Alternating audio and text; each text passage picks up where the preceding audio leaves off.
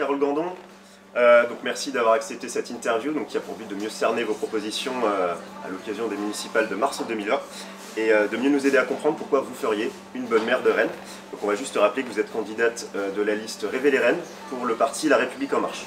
C'est bien ça? C'est ça, investi par La République En Marche, Investi mais par la il y a République En Marche. des sensibilités diverses dans l'équipe Révéler Rennes et aussi beaucoup de citoyens qui s'engagent sans étiquette juste pour leur ville.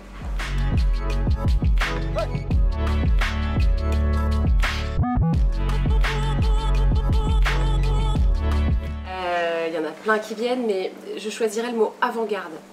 Avant-garde parce que Rennes a été par le passé une ville d'avant-garde, une ville qui était une défricheuse sur le plan artistique, culturel. On a été à la pointe sur la question des transports, en étant la plus petite ville du monde à se doter d'un métro, en expérimentant les premiers les vélos en libre service. Donc on a historiquement cette créativité, cette audace qui caractérise vraiment les Rennais, et je trouve que aujourd'hui la ville s'essouffle un petit peu et je veux justement renouer avec cette audace et avec cet esprit d'avant-garde.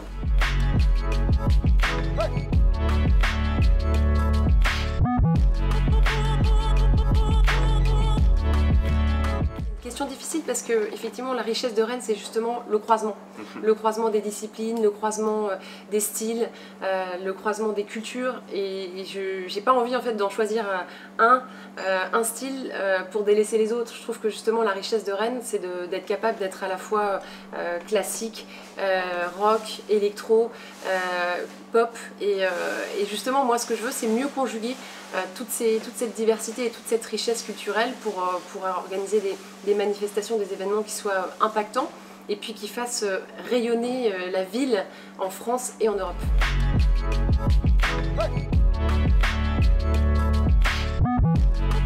Alors effectivement la question des cafés-concerts et de l'avenir des cafés-concerts à Rennes, elle est importante parce que c'est aussi ce qui fait l'identité de notre ville. Dans une ville très étudiante, il faut des espaces pour que des jeunes groupes, des jeunes artistes puissent s'exprimer, se lancer. Et on doit, je crois, essayer d'aménager des espaces pour que vive cette culture underground qui fait aussi l'identité rennaise. Maintenant, il y a aussi la nécessité de conjuguer, de faire vivre ensemble et cohabiter des riverains, des habitants avec voilà, des générations différentes, des familles, des anciens et des jeunes, sans que voilà, la liberté des uns gêne celle des autres. Donc on va avoir, je pense, une réflexion à mener sur la question des lieux, les lieux de création, les lieux de répétition, les lieux de diffusion de la culture. Il faut qu'on trouve des espaces effectivement pour cette expression artistique. Dans le centre-ville, on peut accompagner l'insonorisation de certains bars pour leur permettre de jouer de la musique le soir, il faut le faire. Il y a aussi des nouveaux lieux, je pense, à créer. Dans une ville qui grandit, on accueille des nouveaux habitants, des nouveaux étudiants chaque année. Il faut sans doute dégager des nouveaux espaces, et peut-être que ça ne doit pas se réduire strictement à la rue Saint-Michel. Il y a peut-être la possibilité de trouver des lieux accessibles par le métro où on peut réinventer des espaces. Je sais qu'à Nantes, ils ont par exemple développé des choses sur l'île de Nantes, un tout nouveau quartier qui émerge, où on peut faire la fête, où on peut créer, où on peut jouer de la musique sans que ça percute le quotidien des autres habitants. Donc on aura vraiment une réflexion à mener de manière collective sur ces nouveaux lieux. Puis, ça rejoint aussi une question qui est celle de l'usage des équipements conventionnés avec la ville.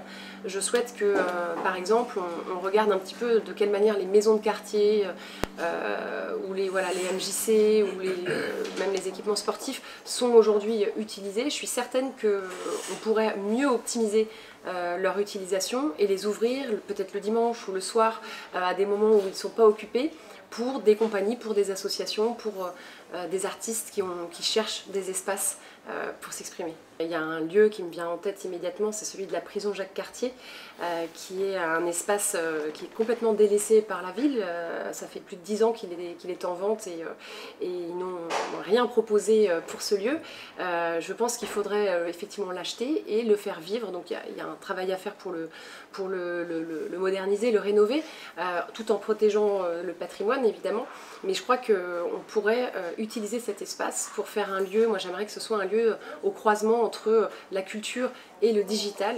On a à Rennes une compétence sur ce sujet du numérique. On a plein de startups et d'entreprises qui innovent dans les nouvelles technologies, dans le jeu vidéo, et il faut les faire rencontrer les acteurs de la culture et de la musique.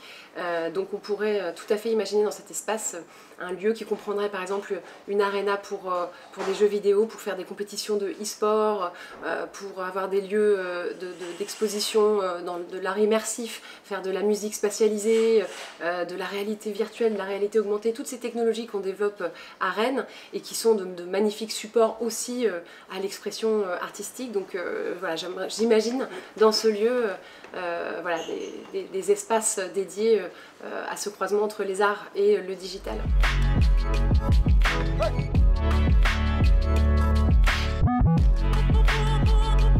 Bien sûr, à Rennes, c'est notre force. On a effectivement une véritable vitalité de toutes ces associations qui mènent des projets et accompagnent les citoyens dans leur éveil culturel, mais aussi sportif, des associations de solidarité. Donc il faut évidemment continuer de les accompagner. Aujourd'hui, les associations sont plutôt bien financées. Si on regarde les budgets, le budget dédié aux associations à Rennes, il est plutôt important par rapport à d'autres villes. Moi, je veux surtout maintenir cette enveloppe et surtout pas la diminuer. Mais quand on discute avec les associations, on se rend compte très vite qu'en fait elles ont des besoins et souvent elles sont pas suffisamment financées d'une part et d'autre part elles sont très dépendantes des subventions municipales. C'est pourquoi moi je voudrais créer une sorte de cellule d'appui pour les assos, pour les accompagner dans la diversification de leur modèle économique. Pour celles qui le souhaitent bien sûr, on leur proposera d'intégrer ce dispositif d'accompagnement qui pourra leur permettre d'aller chercher du mécénat, d'aller chercher des financements participatifs, d'aller chercher peut-être des crédits européens aussi. C'est pas facile quand on est un président d'asso engagé bénévole, on ne sait pas forcément comment ça fonctionne les projets de mécénat, on ne sait pas du tout comment monter une demande de subvention européenne. Donc moi je voudrais qu'on mette vraiment une sorte de task force avec des personnes dont c'est le boulot pour les accompagner, leur monter des projets pour les aider à mieux se financer et à se projeter dans l'avenir et à être moins dépendante des subventions municipales.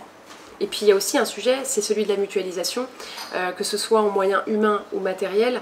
Là aussi, je pense qu'il y a beaucoup à faire pour mutualiser les lieux, pour avoir des personnes qui sont par exemple s'occupent de la gestion administrative et financière ou RH pour les assos. Souvent c'est là aussi des bénévoles qui s'y collent et qui perdent beaucoup de temps là-dedans alors que la valeur ajoutée d'un engagé associatif, elle est dans le lien, elle est dans le lien social, elle est dans la créativité plus que dans des tâches de gestion.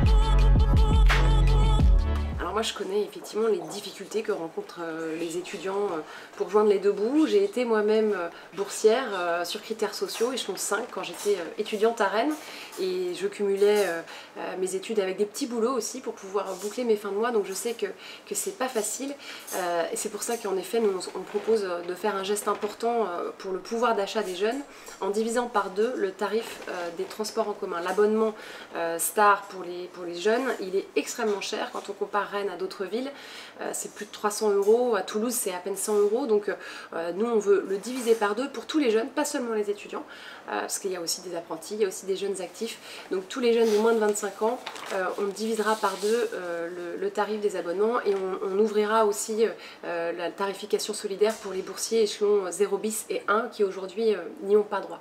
Ça c'est un premier sujet sur le pouvoir d'achat, puis aussi sur la qualité de vie des jeunes. C'est vrai que le logement, il y a encore beaucoup de logements insalubres, qui sont mal isolés et qui mériteraient d'être rénovés. Donc on veut mener une évaluation du parc locatif étudiant pour accélérer auprès des bailleurs la rénovation de ces logements. Et puis moi il y a un truc aussi qui peut, je pense, parler aux jeunes, c'est que je voudrais qu'on mette du wifi dans cette ville. Je voudrais qu'on ait des hotspots, pas partout, mais que sur certaines places on puisse avoir du wifi public, gratuit, haut débit. Quand on est jeune, souvent on a des abonnements à 2 €, on n'a pas beaucoup de data et on est obligé de terminer au McDo ou à la bibliothèque ou voilà, ça rame pour se connecter. Donc pour moi c'est important qu'on puisse avoir une ville qui soit connectée et je pense que ça profitera aussi aux jeunes. Hey! c'est vrai que Rennes est une ville attractive. L'arrivée de la LGV qui nous met à 1h25 de Paris a aussi accéléré évidemment le phénomène. Donc on accueille 2000 nouveaux habitants chaque année. Forcément, ça crée une pression sur l'immobilier. Et c'est vrai que la réponse qui est apportée par l'équipe socialiste en place, c'est de construire, construire, construire. Et dans des bâtiments qui ne sont pas toujours très bien intégrés dans l'existant.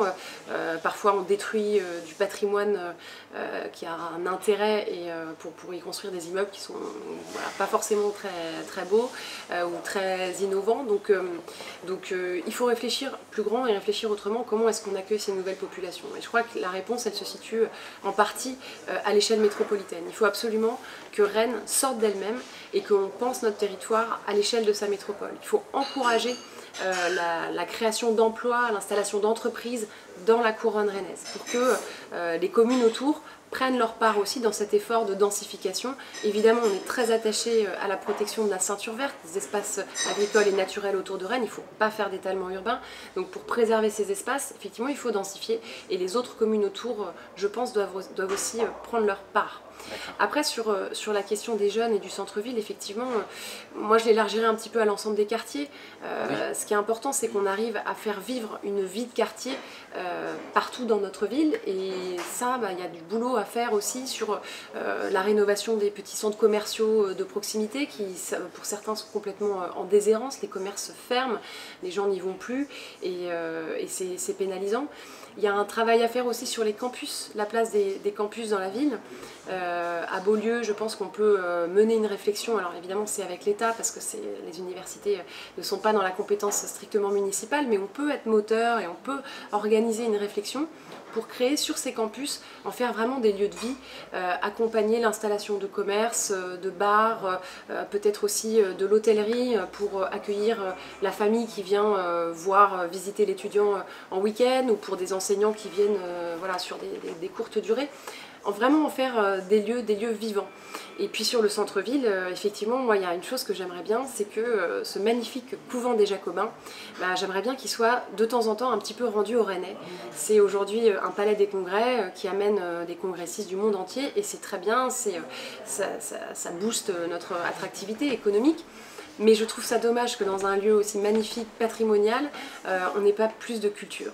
Donc il y a déjà les concerts de l'Orchestre Symphonique de Bretagne, mais c'est pas souvent, et puis c'est pas ouvert à un public large, diversifié, jeune, étudiant. Et donc j'aimerais bien qu'on réfléchisse à ce que, une fois par mois, le couvent des Jacobins accueille les associations rennaises, culturelles, pour des manifestations à petit prix ou gratuites, de manière à ce que les Rennais s'approprient ce lieu.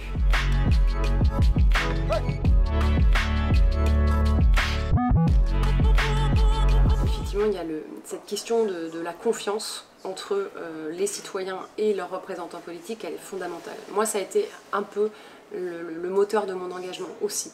Le fait de voir les populistes monter un peu partout en Europe, le fait de voir l'abstention progresser en France, de voir des partis extrémistes progresser, c'est aussi ce qui m'a poussé moi à m'engager.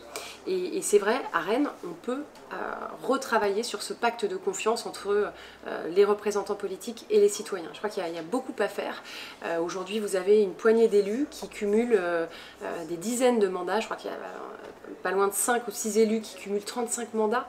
Donc entre les mandats de conseiller municipal, métropolitain, départemental, régional, toutes les SEM, les SPL, tous les satellites qui gravitent autour de Rennes. Et effectivement, il faut d'une part que les élus se consacrent, de mon point de vue, exclusivement à leur mandat ou qu'ils soient vraiment disponibles et engagés pour pouvoir répondre à cette mission et être servir, eh bien je pense qu'il faut s'y consacrer pleinement. Et puis d'autre part, j'aimerais que ce soit des personnes qui aient des compétences, qui soient positionnées sur les sujets.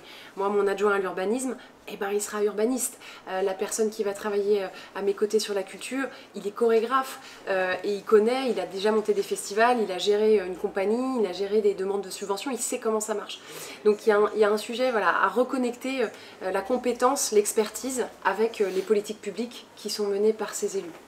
Ensuite, sur la transparence, effectivement, on peut faire mieux sur la façon dont on rend compte de notre action.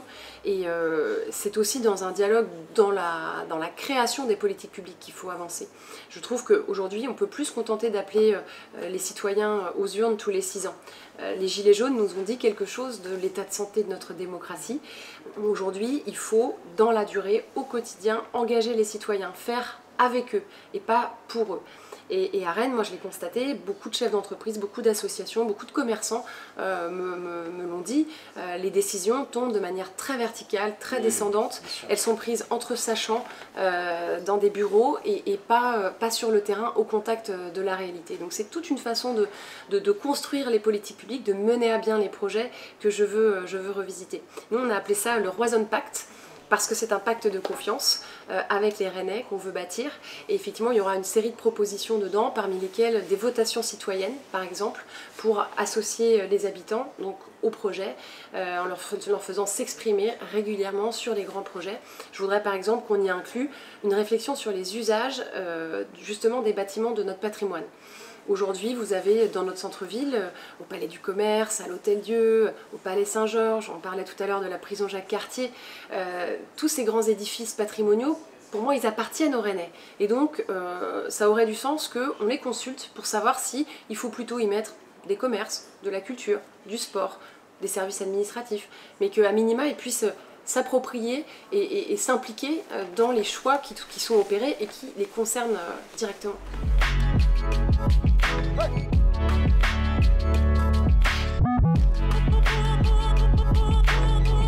Rennes, paradoxalement, est gouvernée par une équipe socialiste et écologiste, et je trouve qu'on est vraiment loin du compte. On a pourtant tous les atouts. On est une ville jeune, on est une ville scientifique et technologique, on est une ville attractive, on a des ressources naturelles, on est bien situé à proximité de Paris, de la mer, etc. On a vraiment tous les atouts pour faire véritablement la transition environnementale dont on a besoin.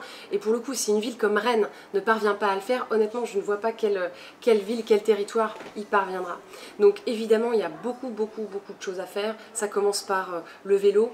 Il faut que Rennes devienne une ville vélo, donc sécuriser toutes les pistes cyclables, investir sur le réseau métropolitain aussi, pour pouvoir favoriser le transfert modal entre la voiture et le vélo. Il y a un sujet sur la qualité de l'air, il y a un sujet sur la qualité de l'eau, les déchets aussi. Moi je ne comprends pas qu'à Rennes on n'ait pas une 3e poubelle de déchets organiques. Aujourd'hui vous avez un incinérateur à Villejean qui brûle de l'eau principalement, parce que les déchets organiques c'est ça. Il faut absolument valoriser différemment ces déchets. Il y a aussi un sujet sur l'alimentation, il faut favoriser l'agriculture urbaine, et puis on peut faire mieux sur la part du bio dans les cantines, sur des repas végétariens. Voilà, il faut qu'on avance dans cette direction, et encore une fois, on a tout ce qu'il faut, donc c'est juste une question de volonté. Ah oui, et un dernier outil qui pour moi est important, c'est celui de la ville intelligente. Utiliser les nouvelles technologies pour mieux gérer les flux, pour optimiser la logistique, pour déployer des capteurs dans la ville et optimiser l'éclairage urbain. Demain, j'imagine pas qu'à Rennes on n'ait pas un éclairage à LED qui consomme moins, et possiblement des détecteurs de mouvement qui font que l'éclairage s'allume sur le passage de la voiture ou du piéton. Ça permettrait aussi de baisser la luminosité et donc de favoriser la biodiversité, parce qu'il y a aussi un enjeu de pollution nocturne sur notre territoire. Donc voilà, on a toutes les technologies, elles sont matures, elles sont prêtes, il faut juste investir un petit peu, et c'est de l'argent qu'on investit maintenant pour préparer l'avenir et demain avoir une ville plus vertueuse et plus efficace, tout simplement.